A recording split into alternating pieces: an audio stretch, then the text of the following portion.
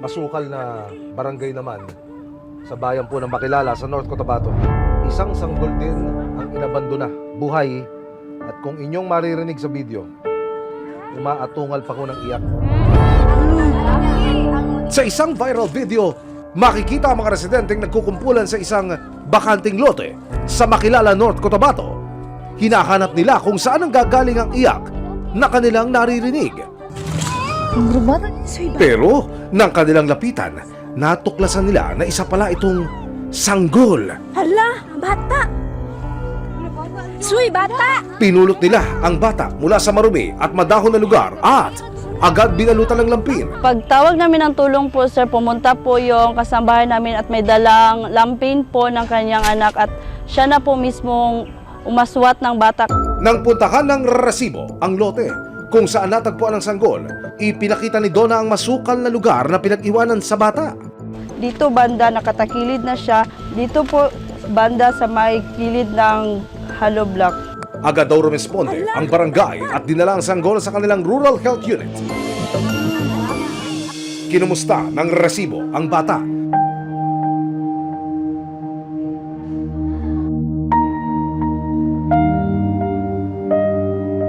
By grace of the Lord, okay po, generally well po talaga si baby. Andyan po siya ngayon sa pangangalaga ng ating mga midwives sa Rural Health Unit natin sa Makilala.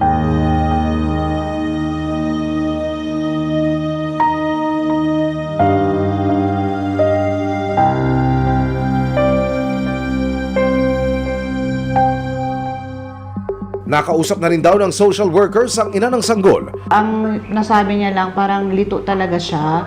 Hindi niya na alam kung anong gagawin niya. According sa account niya, may boyfriend siya. Tapos yun na nga, nagkahiwalay sila. Tsaka hindi din daw alam ng boyfriend niya na ayun, nabuntis siya. Yung neglect na ginawa niya, pag-abandon niya doon sa bata sa isang high-risk na lugar talaga for the baby. This is in violation of our Republic Act 7610. Pero sa kabilang side naman, psychologically, meron siyang problema probably.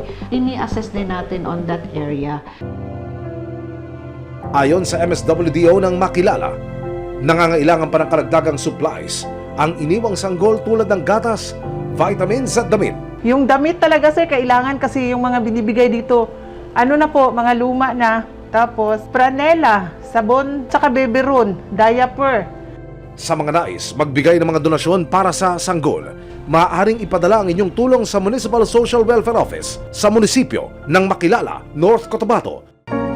Paalala ng mga otoridad, pag-isipang maigi ang bawat desisyon na gagawin, lalo na't kung tungkol ito sa buhay ng mga anghel na kasisilang lang sa mundo. Maging responsable sa ating mga desisyon. Kung mayroon mang mga pangyayari sa buhay natin na mapasok tayo sa ganitong sitwasyon, ang office po ng social welfare ay laging open po para makapagbigay kami din ng mga guidance.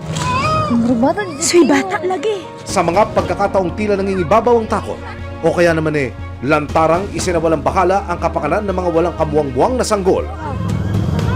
Hala, bata!